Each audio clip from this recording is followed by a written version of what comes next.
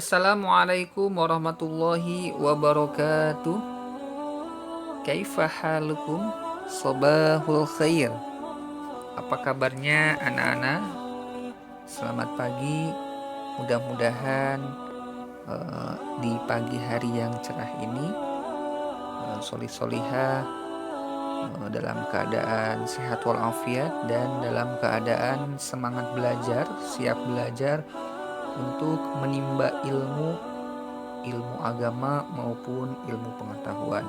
Ya, mudah-mudahan tidak surut semangatnya. Mudah-mudahan kita semua selalu dalam lindungan Allah Subhanahu wa taala. Mari kita awali pembelajaran hari ini dengan berdoa. Kita memohon supaya kita selalu ditambahkan ilmu oleh Allah Subhanahu wa taala dan diberikan pemahaman yang sempurna. Yuk, silahkan kita awali dengan berdoa secara mandiri di rumah masing-masing.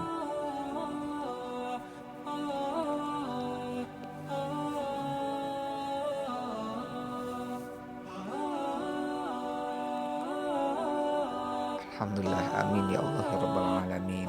Mudah-mudahan doa yang kita panjatkan, doa yang kita bacakan, mudah-mudahan dikabulkan oleh Allah Subhanahu wa taala. Nah, anak-anakku, hari ini kita akan belajar SKI ya, Sejarah Kebudayaan Islam. Hari ini kita sudah masuk ke materi pelajaran ketiga ya, yaitu tentang Nabi Muhammad SAW sebagai pembawa rahmat bagi seluruh alam ya, atau rahmatan lil alamin ya. Nabi Muhammad adalah sebagai pembawa rahmat, pembawa kasih sayang. Rahmat itu apa? Rahmat itu adalah kasih sayang bagi seluruh alam ya. Tujuan pembelajaran hari ini ya, yang akan kita pelajari ya, setelah mempelajari pelajaran ini, solih-solihah diharapkan mampu satu ya, memahami ciri-ciri kepribadian Nabi Muhammad SAW sebagai rahmat bagi seluruh alam. Kemudian yang kedua, menceritakan kemuliaan akhlak Nabi Muhammad SAW dalam berdakwah ya. Jadi ada dua tujuan. Insya Allah jika tidak selesai, mungkin nanti satu tujuan pembelajaran lagi di pertemuan berikutnya ya. Nanti kita akan membahas ya tentang bagaimana akhlak Nabi Muhammad SAW ya, kepribadian Nabi yang sangat mulia ya, sebagai rahmat ya, sebagai pembawa kasih sayang kepada seluruh alam, tidak hanya kepada manusia saja ya, tetapi kepada binatang, kemudian tumbuh-tumbuhan, bahkan makhluk yang tidak kasat mata seperti jin ya, jin yang beriman kepada Allah Subhanahu wa taala. Ya, kita lihat ya. Diutusnya Nabi Muhammad SAW itu sebagai penyampai wahyu ya, kepada umat manusia, merupakan rahmatan lil alamin, kasih sayang bagi seluruh alam. Beliau hadir untuk membimbing manusia dari kegelapan yang diakibatkan sifat jahiliyah atau sifat bodoh menuju cahaya Islam.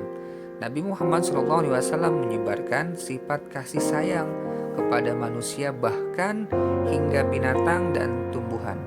Beliau tidak menyukai perilaku yang bisa merusak atau menghancurkan umat. Beliau selalu menyeru untuk menyayangi dan melindungi makhluk Allah Subhanahu wa taala, baik itu manusia, binatang, tumbuhan atau yang lainnya.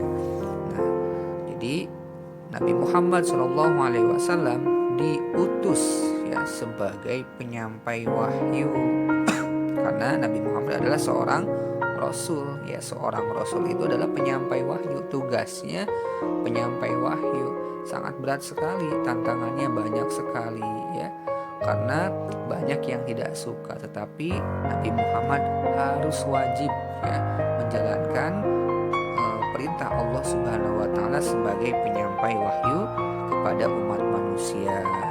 Nah, disampaikan oleh Nabi Muhammad SAW, dan Nabi Muhammad itu adalah rahmatan lil alamin ya, ketika menyampaikan wahyu dengan kasih sayang ya, kasih sayang kepada seluruh alam ya, manusia, tumbuh-tumbuhan, hewan dan jin ya. Nah, Nabi Muhammad membimbing manusia ya, supaya apa? Supaya tidak terjerumus ke dalam kegelapan ya, yang diakibatkan oleh kebiasaan-kebiasaan jahiliyah ya, kebiasaan-kebiasaan orang yang terdahulu ya, yang orang-orang yang jahil, yang bodoh, yang mereka di mana mereka tidak membiasakan dirinya dengan sifat-sifat yang sia-sia ya, sifat-sifat yang berlebihan, sifat-sifat yang dilakukan oleh setan ya, seperti mabuk-mabukan, kemudian perjudian ya. Nah, Nabi Muhammad menyampaikan wahyu, menyampaikan dakwah supaya manusia terhindar ya dari kebiasaan-kebiasaan jahiliyah tersebut. Nah, menuju cahaya Islam, menuju kebenaran ya, kebenaran ajaran agama Islam. Nabi Muhammad menyebarkan ya dakwah itu dengan kasih sayang, bukan dengan pukul, bukan dengan memaksa ya, bukan dengan menyakiti orang lain ya, tetapi dengan menyebarkan kasih sayang ya, dengan ajakan dengan penuh kasih sayang kepada manusia, bahkan hingga binatang dan tumbuhan ya. Beliau tidak menyukai perilaku merusak ya. Bahkan ketika dalam satu riwayat dikatakan bahwa ketika Nabi Muhammad perang itu tidak pernah merusak tumbuhan ya. Nah, saking beliau itu menjaga makhluk Allah ya. Tumbuhan itu adalah makhluk Allah yang harus kita jaga, jangan sampai kita rusak. Nah, kemudian Nabi Muhammad juga tidak menyukai ya sifat-sifat yang bisa menghancurkan umat manusia ya, yang bisa memecah belah umat. Nah, Nabi Muhammad menyukai dakwah atau menyampaikan ajaran-ajaran agama Islam itu dengan penuh kasih sayang. Kepribadian Nabi Muhammad SAW sebagai pembawa rahmat bagi seluruh alam. Nabi Muhammad SAW diutus untuk menyeru seluruh umat manusia agar menerima ajaran-ajaran kebenaran dari Allah Subhanahu wa Ta'ala. Oleh karena itu, agama Islam dibawa oleh Nabi Muhammad ditujukan bagi semua umat manusia agar manusia selamat dari kesesatan jahiliyah kepada keimanan terhadap Allah Subhanahu wa Ta'ala, yaitu Tuhan yang Maha Esa ya. Nah, Nabi Muhammad diutus ya untuk menyeru ya, seluruh umat manusia, tidak hanya masyarakat yang ada di Mekah saja, tidak hanya masyarakat yang ada di Madinah saja, tetapi untuk seluruh umat manusia. Nah, agar apa? Yaitu untuk menerima ajaran-ajaran kebenaran dari Allah Subhanahu wa Ta'ala ya. Bagaimana kita ya mengesahkan Allah Subhanahu wa Ta'ala, bagaimana kita harus menyembah hanya kepada Allah Subhanahu wa Ta'ala, bukan kepada patung-patung berhala ya, bukan kepada api, bukan kepada matahari ya.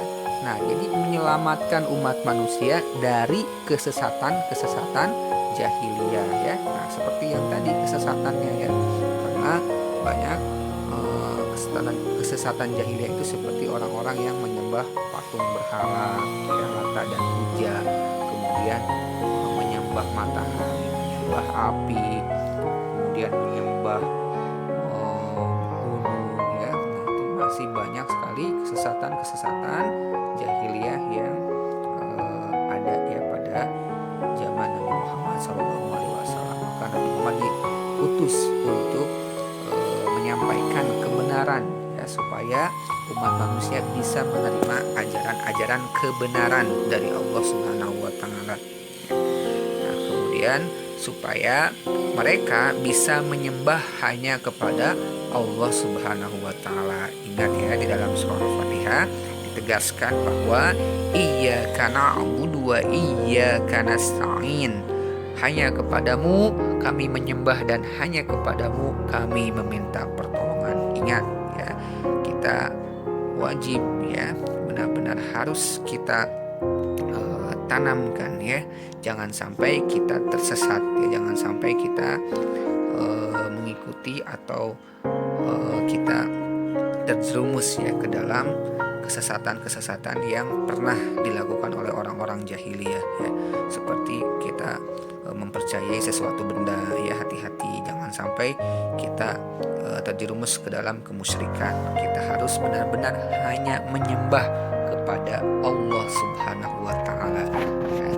Allah itu adalah As-Samad ya, maha meminta ya, maha dibutuhkan ya. Kita ketika butuh apapun kita memintalah kepada Allah Subhanahu wa taala. Nah, sebelum meminta tetapi kita harus beribadah ya. Harus kita benahi ibadah kita supaya apa? Supaya semua hajat kita, keinginan kita, cita-cita kita, permohonan kita dikabulkan oleh Allah Subhanahu wa taala. Allah berfirman di dalam Quran surah Al-Anbiya, A'udzu billahi minasy syaithanir rajim. Bismillahirrahmanirrahim. Wa ma arsalnaka illa rahmatan lil alamin. Artinya, dan kami tidak mengutus engkau Muhammad melainkan untuk menjadi rahmat bagi seluruh alam. Quran surah Al-Anbiya ayat 107 ya. Nah, nanti Quran surah Al-Anbiya ini dihafalkan ya, nanti ada tugas post-test yang Ustaz tuliskan ya, nanti di akhir slide ya ada. Silakan kalian menghafal ya, hanya pendek saja ya surah ini supaya lebih memahami ya, dan lebih meningkatkan ya wawasan kita tentang Nabi Muhammad adalah sebagai pembawa rahmat bagi seluruh alam. Dari mana dalilnya? Yaitu ini ya, Quran surah Al-Anbiya ayat 107, wa ma arsalnaka illa rahmatan lil alamin. Nah, kemudian kehadiran Nabi Muhammad SAW bukan hanya untuk manusia, tetapi makhluk seperti tumbuh-tumbuhan, hewan, dan seluruh makhluk di alam semesta ya, bahkan makhluk goib ya, yang tidak kasat mata ya, yang tidak terlihat oleh mata kita ya.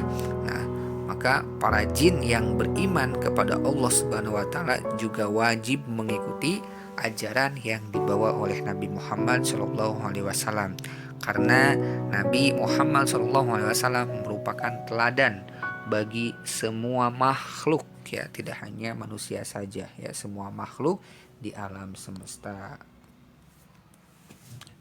Nabi Muhammad selalu melaksanakan perintah Allah Subhanahu wa taala ya. Nabi Muhammad merupakan orang pertama ya, orang pertama menyampaikan atau pelaksana ya, sebagai pelaksana wahyu ya, yang diterima sebelum Nabi Muhammad menyuruh kepada orang lain. Nah, jadi tidak hanya Nabi Muhammad memerintah saja ya, menyeru saja, tetapi Nabi Muhammad tidak mengajarkan, tidak ya, tetapi sebelum diserukan kepada umat manusia, Nabi Muhammad sudah melaksanakan terlebih dahulu ya. Nah, tidak pernah Nabi Muhammad ketika menyampaikan wahyu kemudian Nabi Muhammad melanggarnya atau tidak sesuai ya dengan apa yang disampaikan oleh Nabi Muhammad. Nabi Muhammad selalu menjadi pelaksana wahyu yang pertama kali ya, yang pertama kali sebelum wahyu tersebut disampaikan kepada umat manusia ya. Subhanallah, ini contoh teladan baik ya untuk kita semua. Ya, jadi jika kita sebagai pemimpin, kemudian jika kita ingin menyeru kebaikan, ya tidak hanya pemimpin siapa saja ya, mau kita sebagai peran kita sebagai siswa, peran kita sebagai anak ya di rumah, sebagai anggota keluarga, sebagai anak ya. Nah, ketika kita ingin menyerukan kepada adik kita atau kepada kakak kita, kepada siapapun, nah jangan sampai kita hanya menyerukan saja, tetapi kita juga harus bisa melaksanakan seruan terlebih dahulu ya, ajakan yang ingin kita ajak kepada anggota keluarga di rumah. Nah, sebelum kita menyerukan, sebelum kita ajak, nah kita harus bisa melaksanakan terlebih dahulu ya, seperti contohnya sholat ya, atau misalkan mengaji ya, kita mengajak adik kita, ayo dek kita sholat, nah sholat tepat waktu. Nah sebelum kita menyuruh adik kita, tapi kita sudah bisa mencontohkan setiap hari sebelum kita serukan kepada adik kita bisa mencontohkan, kita bisa melaksanakan sholat tepat waktu. Nah itu ya contohnya. Atau kita misalkan ayo deh kita bersihkan kamar kita, kalau misalkan habis bangun tidur kita rapihkan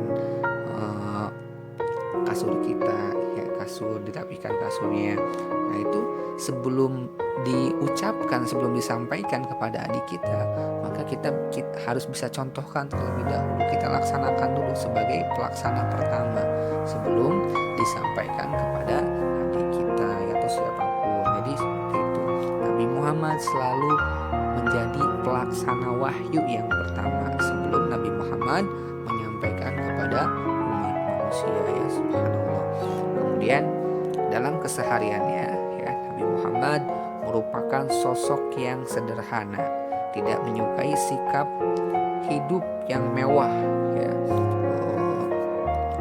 menggunakan emas ya, kemudian dengan barang-barang mewah ya, tidak ya. Nabi Muhammad menyukai kesederhanaan ya, walaupun memang tidak haram ya menggunakan kalau perempuan tidak haram menggunakan emas, kemudian menggunakan barang-barang mewah, tetapi ya lebih baiknya kita hidup seperti Rasulullah ya, dalam kesederhanaan. Kalau kita banyak harta, kemudian banyak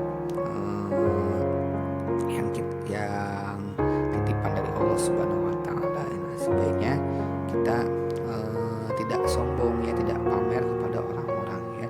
Kita bahkan lebih bagusnya kita misalkan kita berikan misalkan beberapa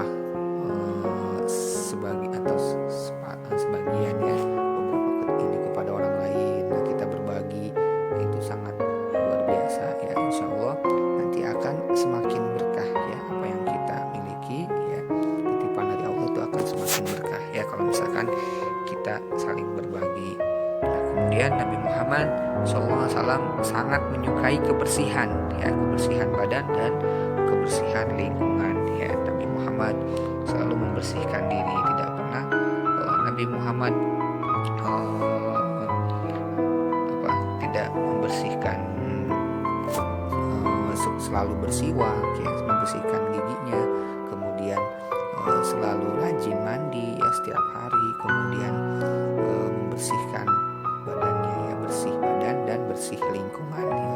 Nah, selalu rajin ya membersihkan lingkungan. Setiap pagi Nabi selalu membiasakan mandi dan bersiwak. Rambut Nabi selalu tertata rapi, badan Nabi ya, Nabi Muhammad selalu wangi ya, karena beliau menyukai kewangian.